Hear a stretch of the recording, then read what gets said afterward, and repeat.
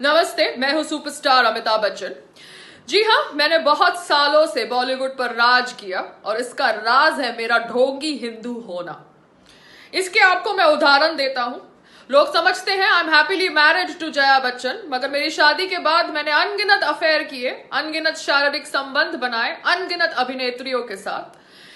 हाल में जब मैं कोविड पॉजिटिव था, तब रेखा का वॉचमैन भी कोविड पॉजिटिव था, मगर कोई कुछ कह नहीं सका। क्यों? क्योंकि मैं एक मेल सुपरस्टार हूं और साथ साथ में ढोंगी भी हूं।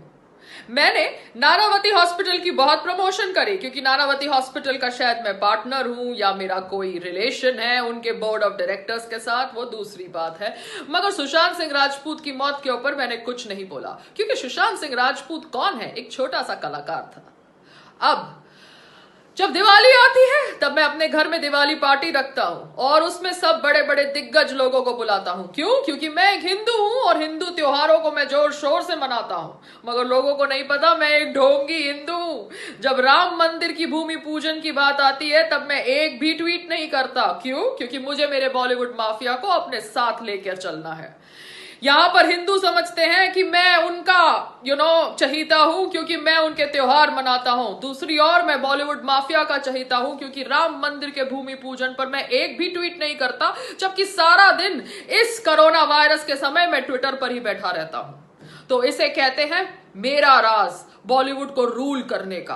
और ये राज मैं आपके साथ शेयर कर रहा हूं क्योंकि मोदी जी ने तो अभी तक मुझे गुजरात का टूरिज्म ब्रांड एम्बेसडर बना के रखा है, जबकि आप सबको पता है कि मैं किधर का वफादार हूं। नमस्ते।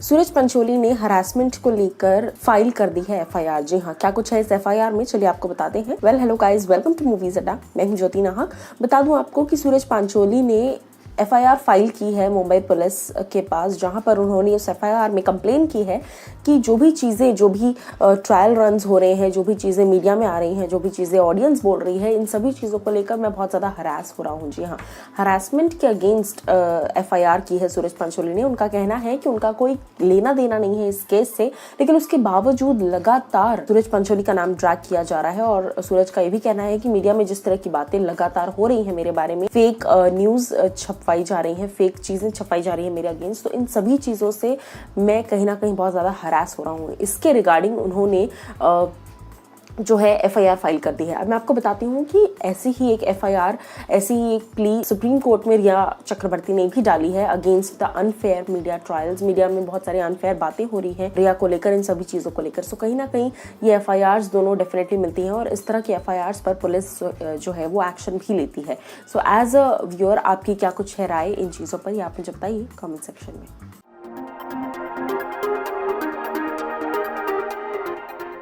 ईडी और सीबीआई दोनों ही अपने तरीके से जांच शुरू कर चुकी हैं। ईडी मनी लॉन्ड्रिंग का केस शुरू कर चुकी है और जहां बात है सीबीआई की, तो अपने तरीके से जांच शुरू कर चुकी है। ऐसे में आज पूछताछ किससे होने वाली है, चलिए आपको बताते हैं।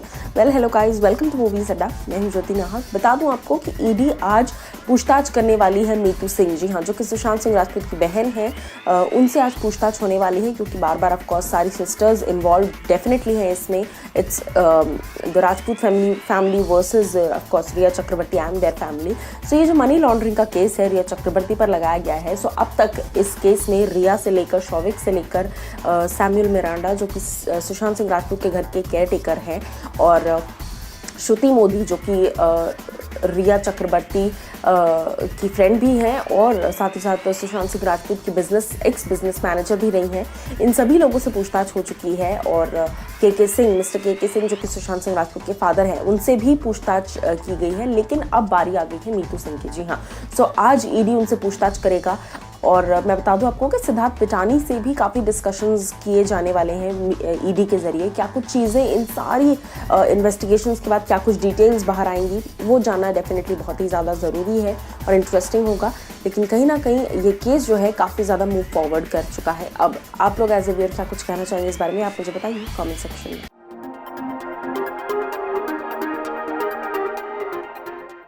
ईडी ने रिया चक्रवर्ती को लगातार कई सवाल पूछे हैं उनकी इनकम को लेकर और साथ ही साथ उनके खर्चों को लेकर, जो अमाउंट उनके अकाउंट में है, साथ ही साथ उनकी जितनी भी एसेट्स हैं उनको लेकर। लेकिन मैं आपको बता दूं, रिया चक्रवर्ती ने एक स्टेटमेंट प्रेजेंट किया है ईडी के सामने। जी हाँ, अपना आईटीआर बताया है उन्होंने ईडी के सामने कि उनकी कितनी इनकम थी और उनके पास जो एसेट्स हैं, जो पैसे हैं, वो कहां से आए हैं और क्या कुछ है सारी चीजें।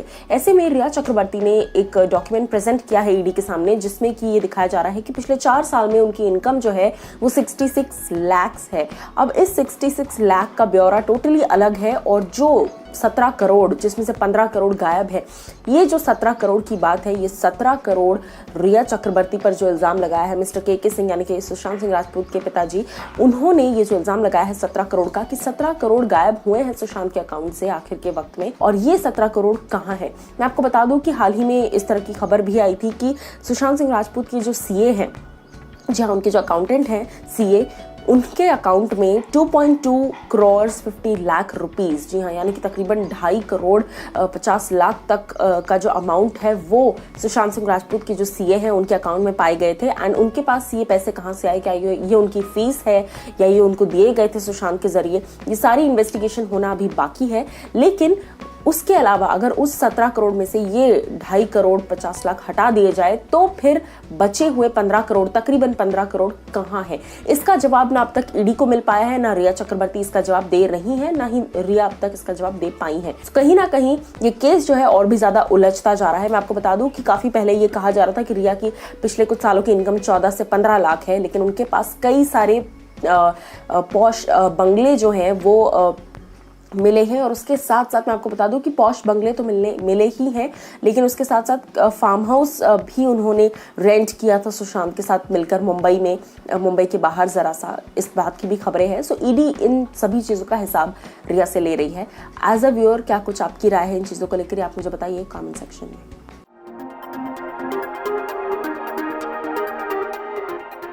सुप्रीम कोर्ट ने रिया चक्रवर्ती की रिक्वेस्ट को कर दिया है खारिज। जी हाँ, क्या ये रिक्वेस्ट थी और क्या कुछ कहना है सुप्रीम कोर्ट का इन रिटर्न, चलिए आपको बताते हैं। Well, hello guys, welcome to movies Adda. मैं हूं ज्योति नाहक। बता दूं आपको कि सुप्रीम कोर्ट ने खारिज कर दी है रिया चक्रवर्ती की रिक्वेस्ट को। मैं आपको बताऊं कि रिया चक्रवर्ती ने कुछ वक्त पहले ये रिक्वेस्ट की थी कि I am girlfriend of Sushant Singh Rajput and मैं अमित शाह सर से रिक्वेस्ट करती हूं with my folded hands that CBI inquiry होनी चाहिए, because I also want to know कि क्या है एक्चुअल में सच। बट जब सीबीआई इंक्वायरी हो रही है, then Rhea Chakraborty has filed a plea कि सीबीआई इंक्वायरी नहीं होनी चाहिए and it is not necessary. Mumbai police को लीगली ये केस हैंडल करना चाहिए। एंड उसके अलावा रिया चक्रवर्ती को इस बात से भी प्रॉब्लम है कि ये केस बिहार पुलिस क्यों सॉल्व कर रही है। Now when supreme court has replied, supreme court का ये कहना है कि रिया चक्रवर्ती को प्रॉब्लम नहीं होनी चाहिए कि केस कहां सॉल्व हो रहा है, केस बिहार पुलिस क्यों उन्होंने सीबीआई को केस दिया है या फिर केस सीबीआई के हाथ में है, क्योंकि वो खुद ही चाहती थी। तो अब जब सीबीआई इस केस में इन्वॉल्व होकर सब कुछ इन्वेस्टिगेट कर रही है, then why it is a problem and this needs to be answered. मैं आपको बता दूं कि सुप्रीम कोर्ट ने उस रिक्वेस्ट को खारिज कर दिया है दैट सीबीआई इंक्वायरी हो रही है and it is true and it is not going to stop until unless the truth comes out. So कहीं ना कहीं रिया चक्रवर्ती की जो रिक्वेस्ट है सीबीआई इंक्वायरी कैंसिल कराने की, ये खारिज हो गई है। But there is definitely a valid question जो कि सुप्रीम कोर्ट ने पूछा है कि रिया चक्रवर्ती को सीबीआई चाहिए थी, जैसा उन्होंने इंस्टाग्राम पे पोस्ट किया था। तो अब जब सीबीआई हो रही है, then what is the issue? So as a viewer, आपकी क्या राय है इस चीज पर, ये आप मुझे बताइए कमेंट सेक्शन में।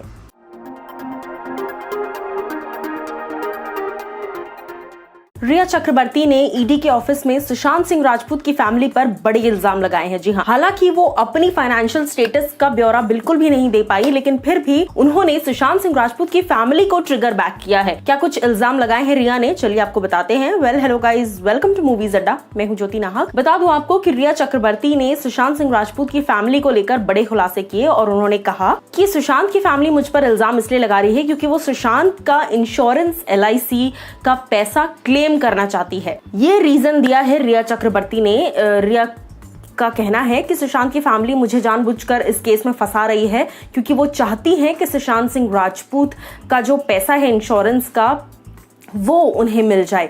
सो कहीं ना कहीं ये बहुत ही स्टूपिड रीजन दिया है रिया चक्रवर्ती ने सुशांत की फैमिली को लेकर, और इस तरह के इल्जाम लगाए हैं कि फैमिली से उनके जो ब्रदर इन लॉ है, सुशांत सिंह राजपूत के जो ब्रदर इन लॉ है जो कि पुलिस फोर्स में हैं, उन पर भी इल्जाम साधते हुए उन्होंने कहा कि वो इस साजिश का हिस्सा हैं और वो जानते हैं सारी चीजें, और ये सुशांत की फैमिली मिलकर ये डिसीजन लिया है और इन सब ने मिलकर मेरे ऊपर ये इल्जाम इसलिए लगाया ताकि ये पैसे उन्हें क्लेम हो जाए इंश्योरेंस के, जो भी इंश्योरेंस सुशांत के नाम पे है। सो ये रीजन हमारी नजर में तो बहुत ही वाहियात और बेतुका है। आप लोग का क्या कुछ है कहना, ये आप मुझे बताइए दिए गए कॉमेंट सेक्शन में।